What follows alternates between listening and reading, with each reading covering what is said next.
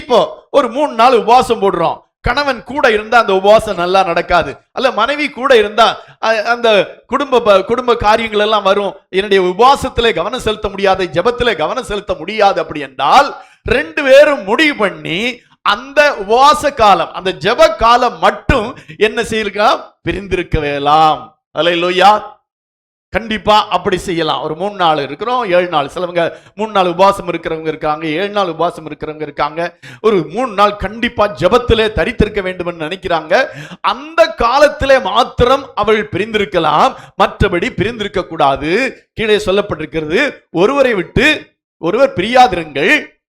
உங்களுக்கு விரதத்துவம் இல்லாமையால், உங்களுக்கு விரதத்துவம், அதாவது திருமணமாகாமல் இருக்க வேண்டும் என்ற விரதத்துவம் உங்களுக்கு இல்லாதிருக்கிறபடியால் சாத்தான் உங்களை தூண்டிவிடாதபடிக்கு மறுபடியும் கூடி வாழுங்கள்.